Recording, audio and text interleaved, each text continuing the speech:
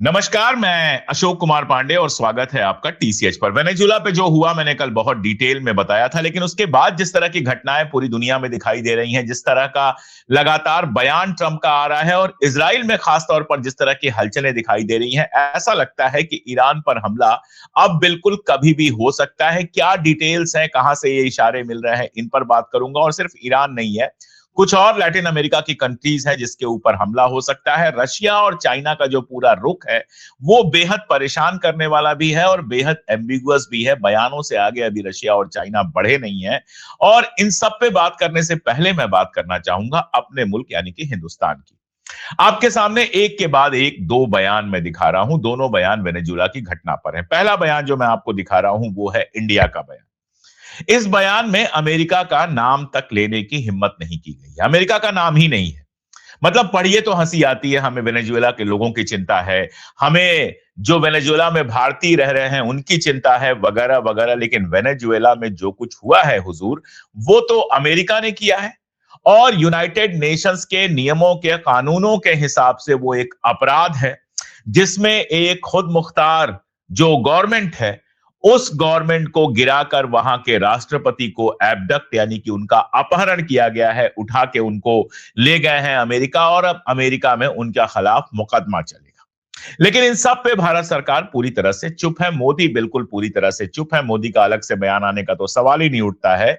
जो विदेश मंत्रालय का बयान आया वो भी मैंने आपको दिखाया कि बिना नाखून और बिना दांत वाला एक ऐसा बयान है जिसका असल में कोई मानी नहीं है।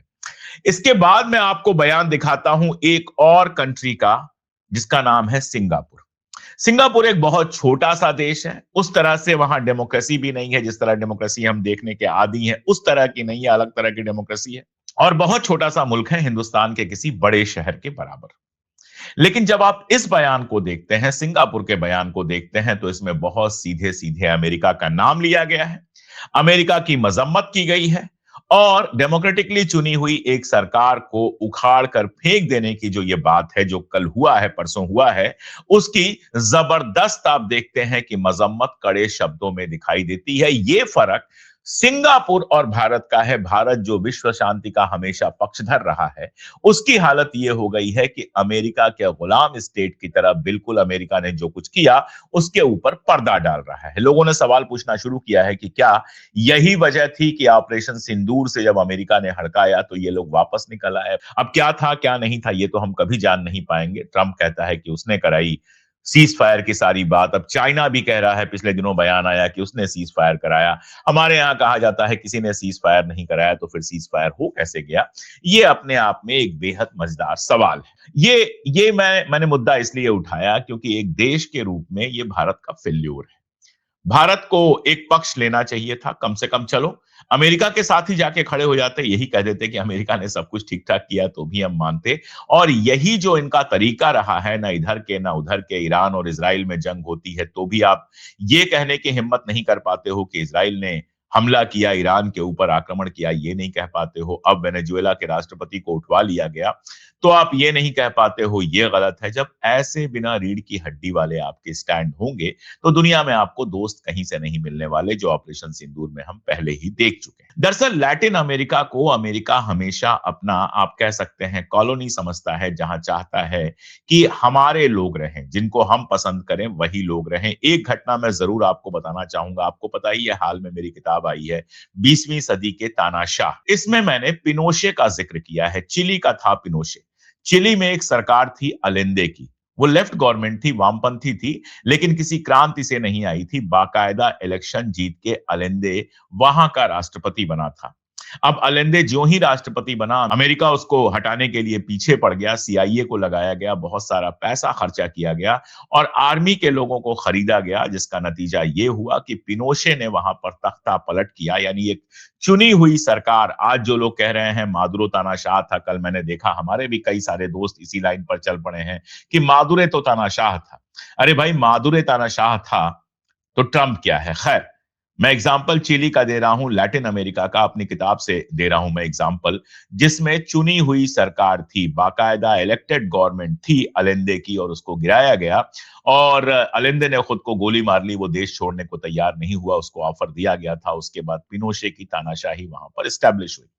तो जब तानाशाही तानाशाही की बात हो तो याद कर लेना चाहिए कि लैटिन अमेरिका में कितनी बार अमेरिका ने तख्ते पलटे हैं। चाहे वो पेरू का हो 1963 90 का, 1964 में ब्राजील का हो, 1954 और 1989 में पेरुग्वे हो, 1973 चिली का मैंने आपको बताया ही, ये जो पिनोशे वाला मामला है, और 1976 अर्जेंटीना। तो ज्यादातर मुल्क लैटिन अमेरिका के ऐसे हैं जहां चुनी हुई सरकारों को अमेरिका पलट चुका है। तो अमेरिका किस तरह की डेमोक्रेसी कर रहा है, ये बताने की जरूरत नहीं है। आप अच्छी तरह समझ सकते हैं। जिन लोगों को लगता है कि मादुरो तानाशाह था, उनको फिर मैं याद दिला दूं, कल भी मैंने यही बात कही थी कि अगर मादुरो तानाशाह होता और अगर मादुरो ने सत्ता पर कब्जा बिना जनता के समर्थन के किया होता, यानी विपक्ष के पास अगर वाकई जन समर्थन होता, तो मादुरे को हटने के बाद, मादुरे को जिस तरह से उठाया गया है, एबडक्ट किया गया है, उसके बाद मारिया कोरिना मचादो जैसी जो विपक्ष की नेता हैं, जो इजराइल की समर्थक हैं और जो पूरी तरह से अमेरिका की समर्थक हैं, जिनको नोबेल पीस प्राइज मिला था, उनको गद्दी पे बिठा देना चाहिए था और जनता को मादुरो के खिलाफ सड़क पर आ जाना चाहिए था। लेकिन ट्रंप बयान ये देता है कि विपक्ष जो वहां का है उसके पास रेस्पेक्ट नहीं है जनता की, और वहां की जो वाइस प्रेसिडेंट थी डेल्सी, उनको वहां गद्दी पर, डेल्सी रोड्रिग्स को वहां गद्दी पर बिठाया गया। बहुत सीधी सी बात है। इसका मतलब यही है कि मादुरो और उसकी पार्टी के पास जन समर्थन था, विपक्ष के पास जन समर्थन नहीं था। इसका सीधा मतलब है कि मादुरो तानाशाह था, उसको जन समर्थन नहीं था। ये सब प्रचार अमेरिका और ब्रिटेन की गोदी मीडिया का है, इसमें हकीकत नहीं है। याद रखिए, हमारे पास वही खबरें आती हैं जो अमेरिका के या फिर यूरोप के गोदी मीडिया में छपती हैं, वहीं से उठा के हमारे यहाँ छापा जाता है और क्या-क्या। वैसे हमारे यहाँ जो हो रहा है, वो भी गजब का है। टीवी चैनलों पर जिस तरह की हेडिंग लगाई जा रही है, कोई कह रहा है तीसरा विश्व युद्ध शुरू हो गया, कोई कह रहा है भारत उसमें शामिल हो गया, कोई कुछ कह रहा है, कोई कुछ कह रहा है। अरे भैया, भारत जो एक बयान नहीं दे पा रहा है वेनेजुएला के पक्ष में, भारत यानी कि मोदी जो एक शब्द नहीं कह पा रहे हैं मादुरो को जिस तरह से अपहरण किया गया उस पर, वो द्वितीय विश्व युद्ध और तृतीय विश्व युद्ध क्या शुरू कराएंगे, वो युद्ध में क्या उतरेंगे। हाँ, चैनल अपनी भद्द पिटा रहे हैं, जैसे पाकिस्तान के साथ वार में भद्द पिटाई थी इन लोगों ने झूठ बोल के कि कराची कब्जा हो गया, ये हो गया, वो हो गया। तो खैर, हमारे यहाँ का गोदी मीडिया हो या यूरोप का गोदी मीडिया हो, यूरोप का गोदी मीडिया थोड़ा बेहतर है, इतना झूठ नहीं बोलता। लेकिन उसका काम है कि अमेरिका जिनके खिलाफ है, अमेरिका जिनको हटाना चाहता है, उनके खिलाफ पूरा परसेप्शन बनाए। अब देखिए, अगर तानाशाही का मामला होता कि तानाशाहों को हटाना है गद्दी से, तो मादुरो अकेले तानाशाह तो नहीं है। मादुरो तो बहुत छोटे से देश के एक राष्ट्रपति थे। पूरे मिडिल ईस्ट में आप मुझे बताइए कि कौन सी डेमोक्रेसी है। यहाँ के तानाशाहों को तो नहीं हटाया गया, सिर्फ ईरान पे नजर है। इसके अलावा तो किसी को भी हटाने की बात नहीं हुई। पुतिन को हटाने की तो कभी बात नहीं हुई। अगर आप बात करेंगे नॉर्थ कोरिया की, तो नॉर्थ कोरिया का जो हेड ऑफ स्टेट है, नॉर्थ कोरिया का जो राष्ट्रपति है, उसकी तो ट्रंप कई बार तारीफ कर चुके हैं। तो तानाशाही वगैरह से इनको कोई दिक्कत नहीं है। ये सब बताने की बातें हैं। दरअसल वेनेजुएला के तेल पर सारी नजर है और ये सारा खेल वेनेजुएला के तेल के लिए हुआ है। इस बात को हम अच्छी तरह से जानते हैं और अब तो ट्रंप खुलेआम कह चुका है कि तेल हम मैनेज करेंगे। यहां तक कि वहां की जो उपराष्ट्रपति अब राष्ट्रपति बन गई हैं, डेल्सी रॉड्रिग्स, उनको भी धमकी दी है कि अगर हमारे हिसाब से आप नहीं चलेंगी तो आपके साथ और बुरा होगा। डेल्सी का तो खैर पारिवारिक मामला रहा है। उनके जो फादर थे, उनके जो पिताजी थे, उनको सीआईए के एजेंट्स ने मरवाया था। तो डेल्सी का अभी तक का तो जो बयान है उसमें वो यही कह रही हैं कि वेनेजुएला किसी का वेसल स्टेट नहीं बनेगा, किसी की कॉलोनी नहीं बनेगी। लेकिन आगे वो क्या करेंगी, ये देखने वाली बात होगी। अब चलते हैं ईरान की तरफ। ईरान में अगर जो रिपोर्ट्स आ रही हैं उनको देखें तो जो एक विरोधी आंदोलन सरकार के चल रहा था वो लगातार कमजोर हुआ है। छुटपुट कहीं छोटे-मोटे शहरों में, कोम में हो गया, कभी कहीं हो गया, छोटे-मोटे कुछ दिखाई देते हैं आपको विरोध प्रदर्शन, बड़े विरोध प्रदर्शन नहीं दिखाई देते। इस बीच में आयतुल्लाह खामनेई का एक बयान आया है जिसमें उन्होंने कहा है कि विरोध करना जो है वो जनता का हक है। अगर जनता का कोई हक पूरा नहीं हो रहा है, अगर जनता की कोई परेशानी है तो वो सड़क पर आती है, ये उसका हक है। लेकिन साथ में उन्होंने कहा है कि हथियार उठाना और हिंसा करना ये जनता का हक नहीं है। सड़क पर आना, विरोध प्रदर्शन करना ये जनता का हक है, लेकिन हथियार उठाना, हिंसा आगजनी करना ये जनता का हक नहीं है।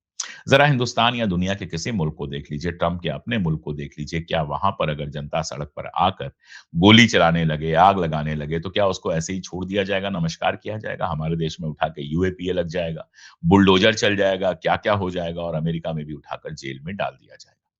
तो अगर खामनेई ये कह रहे हैं कि हथियार बंद जो आंदोलन है या जो हिंसा हो रही है वो बर्दाश्त नहीं की जाएगी, तो मुझे लगता है दुनिया का कोई भी हेड ऑफ स्टेट यही कहेगा। इसके अलावा सब्सिडी वगैरह देने की और बहुत सारी खबरें वहां पर आई हैं। ये तो हो गया एक पक्ष। लेकिन कल की खबर है, कल के अगर रिपोर्ट्स देखें तो 3 बड़ी खबरें आई हैं। अमेरिका ने 2 स्टेट्स की बात की है, कोलंबिया की बात की है और साथ में क्यूबा की बात की है कि यहाँ भी मामला बहुत गड़बड़ है और यहाँ भी हम ऐसी ही कार्रवाई कर सकते हैं। पहला नंबर तो आप इसको नोट कर लीजिए। और दूसरा, ईरान के सवाल पर उसने बार-बार दूसरी या तीसरी बार ये बात कही है कि जो वहाँ प्रदर्शनकारी हैं, जो एहतजाज कर रहे हैं, जो विरोध कर रहे हैं, अगर उन लोगों पर गोली चलाई जाएगी, अगर उनका दमन किया जाएगा, तो अमेरिका हस्तक्षेप करेगा। आप दोनों बयानों को जोड़ लीजिए और इस बात को जोड़ लीजिए कि दुनिया भर का प्रेस ये कह रहा है कि ईरान में जो आंदोलन चल रहा है, उसके पीछे सीआईए और मोसाद का हाथ है। इसके साथ ये खबर और जोड़ लीजिए कि कल नेतन्याहू ने एक मीटिंग की है और जिस मीटिंग में गजा की भी बात हुई है, लेबनान की भी बात हुई है, सीरिया की भी बात हुई है और ईरान की भी बात हुई है। अब इसके साथ आप ये और जोड़ लीजिए कि माइक पॉम्पेई जो सीआईए के डायरेक्टर रहे हैं, उनका सीधा बयान आया था कि जो वहां मोसाद के लोग इस आंदोलन में काम कर रहे हैं, इस आंदोलन को मदद कर रहे हैं, उनको भी नए साल की बधाई। यानी एक तरफ ईरान में जो आंदोलन चल रहा है, उसको भड़काने में, उसको हिंसक बनाने में, उसमें हथियार और बम ले आने में मोसाद अपना रोल प्ले कर रहा है। कई सारे लोग गिरफ्तार हुए हैं, 2 खातून, 2 औरतें गिरफ्तार हुई हैं ईरान में जिनके बारे में बताया गया कि उन्होंने पूरी प्लानिंग की थी कि अगर पुलिस आती है, रोकने की कोशिश करती है, तो कैसे ज़मीन पे लेट जाना है, कैसे इसको बड़ा बनाना है। ये वही पैटर्न है जो बांग्लादेश में देखे गए, जो नेपाल में देखे गए और ये दोनों आंदोलन अब तो सब जानते हैं कि अमेरिका ने ये आंदोलन करवाए थे। अमेरिकी पैसे से ये आंदोलन हुए थे। तो सीआईए और मोसाद पूरी तरह से वहाँ माहौल बिगाड़ने की कोशिश कर रहे हैं। अब ये माहौल बिगाड़ने की जो कोशिश कर रहे हैं, इसके साथ जब हम जोड़ के देखते हैं कि ट्रंप ने कहा कि अगर प्रदर्शनकारियों पे गोली चलाई जाती है, तो हम हस्तक्षेप करेंगे। इसका मतलब क्या हुआ? इसका मतलब बहुत सीधा-सा हुआ कि इनका मोडस ऑपरेंडी ये है, इनका प्लान पूरा ये है कि वहाँ गड़बड़ी कराई जाए, वहाँ हिंसा कराई जाए और जब वहाँ हिंसा भड़के और सरकार प्रदर्शनकारियों के ऊपर गोली चलाए तो उसको बहाना बनाया जाए कि ईरान में तो देखो तानाशाही चल रही है और फिर इज़राइल और अमेरिका मिलकर हमला करें। याद रखिएगा आप डेल्सी जो हैं, डेल्सी रॉड्रिग्ज़ वेनेजुएला की जो इस समय राष्ट्रपति हैं, सुप्रीम कोर्ट ने जिनको राष्ट्रपति बनाया है, उन्होंने कहा कि मादुरो के खिलाफ जो कुछ हुआ है वो ज़ायनिस्ट साजिश है। यानी कि इज़राइल की साजिश है। मादुरो के बारे में एक बात और अगर आप लोगों को ना पता हो तो जानना चाहिए, अगर मेरा चैनल पहले देखते रहे हैं तो ज़रूर पता होगा आपको। मादुरो दुनिया के उन नेताओं में से रहे हैं जिन्होंने पैलेस्टाइन का हमेशा समर्थन किया है। फ्री पैलेस्टाइन का नारा लगाया है, कई बार फ़लस्तीनी कैफ़िया पहने नज़र आए हैं, कई बार फ़लस्तीनी झंडा लिए नज़र आए हैं और बेंजामिन नेतन्याहू के बिल्कुल मुखालिफ हैं मादुरो। जबकि मारिया कोरिना मचादो हों या बाकी विपक्ष जो हो, वो पूरी तरह से इज़राइल का समर्थक है। मारिया का बयान आपको याद होगा कि अगर मैं राष्ट्रपति बनती हूँ, तो जो हमारा एम्बेसी जो हमारी है, हमारा दूतावास है, उसको हम जेरूशलम में ले आएँगे। तो ज़ाहिर-सी बात है कि मादुरो के खिलाफ इज़राइल था और जो घटनाएँ जिस तरह से हुई हैं, जिन पे कल भी मैंने बात किया, नेतन्याहू गया था मिलने के लिए ट्रंप से, इधर चाइना के स्पेशल एनवॉय आते हैं मादुरो से मिलने के लिए और उसके 8-10 घंटे बाद मादुरो को एब्डक्ट कर लिया जाता है। ऐसा लगता है कि रशिया और चाइना को पहले से पता था और खैर नेतन्याहू तो उसका पार्ट था ही, नेतन्याहू को पता तो होगा ही। तो मादुरो के खिलाफ जो ये हुआ है, ये एक प्रोसेस की शुरुआत हो सकती है, कल भी मैंने कहा था, जिसमें चीन कब्जा करने की कोशिश करेगा ताइवान की, रशिया जो है यूक्रेन का बड़ा हिस्सा कब्जा कर लेगा और यूएस वेनेजुएला के बाद हो सकता है कि क्यूबा और एक आध और लैटिन अमेरिकी कंट्रीज पर हमला करे। इन सब के बीच ईरान कहाँ है? क्या ईरान जिसका सबसे बड़ा ट्रेड रिलेशन रशिया और चाइना के साथ है, अगर अटैक होता है तो कोई उम्मीद रख सकता है चाइना और रशिया से किसी मदद की? ये लाख टके का सवाल है। क्योंकि ये तो बात अब बिल्कुल साफ लग रही है कि आने वाले कुछ दिनों में ईरान के ऊपर छोटा या बड़ा हमला हो सकता है और इस हमले का सिर्फ एक उद्देश्य होगा रिजीम चेंज। किसी भी तरह से खामनेई को गद्दी से हटाना। खामनेई को गद्दी से हटाने का मतलब है कि ईरान में जो इस्लामिक रिवॉल्यूशन हुआ था, उसको पलटना। रज़ा पहलवी का लगातार नाम चलाया जा रहा है, लेकिन हो सकता है आखिरी टाइम पे आपको रज़ा पहलवी की जगह कोई ऐसा आदमी गद्दी पे दिखाई दे जो अभी ईरान के शासन में है, कौन जानता है कि कौन सीआईए के लिए काम कर रहा है, कौन मोसाद के लिए काम कर रहा है या किस नेता को तैयार किया जा रहा है, बाद में सत्ता में आने के लिए। अगर ईरान पर हमला होता है, अमेरिका और इज़राइल अगर हमला करते हैं, तो एक तो इतना आसान नहीं होगा, लड़ाई चलेगी। लास्ट टाइम भी हमने देखा जो 12 रोज़ा जंग थी, वो इज़राइल को बहुत महँगी पड़ी थी। तो एक तो जंग होगी और लंबी जंग होगी, जिसमें इज़राइल को भी काफ़ी नुकसान उठाना पड़ सकता है और दूसरे अरब स्टेट्स को भी नुकसान उठाना पड़ सकता है। दूसरा कि अगर अमेरिका कामयाब होता है ईरान के अंदर और चाइना और रशिया ईरान की किसी तरह की मदद नहीं करते हैं, फिर आप समझ लीजिए कि इन 3 मुल्कों ने मिलके दुनिया को बाँटना तय कर लिया है कि इस हिस्से पर हमारा कब्ज़ा होगा, इस हिस्से पे तुम कब्ज़ा रखो और इस हिस्से पर तुम कब्ज़ा रखो। लेकिन अगर रशिया और चाइना इसमें हस्तक्षेप करते हैं और कुछ और कंट्रीज़ हस्तक्षेप करती हैं क्योंकि यूरोप तो अब किसी काम का रह नहीं गया, यूरोप बयान से आगे कुछ नहीं दे पा रहा है। रशिया यूक्रेन वार के अलावा उसका कहीं कोई इंटरेस्ट है नहीं ज़्यादा। लेकिन अगर चाइना और रशिया एक्टिवेट होते हैं, तब ये थर्ड वर्ल्ड वार की तरफ जा सकता है, जो बेहद खतरनाक भी हो सकता है। अभी बहुत सारे परम्यूटेशंस एंड कॉम्बिनेशंस हैं, साँस थाम के कुछ दिन वेट करना पड़ेगा, लेकिन मैं आपको बताऊँ कि दुनिया निश्चित तौर पर खतरे के किनारे है, दहाने पर है। अगर यही पागलपन चलता रहा, तो दुनिया का कल क्या होगा, ये कह पाना भी बेहद मुश्किल है। आज के लिए इतना ही, बहुत शुक्रिया।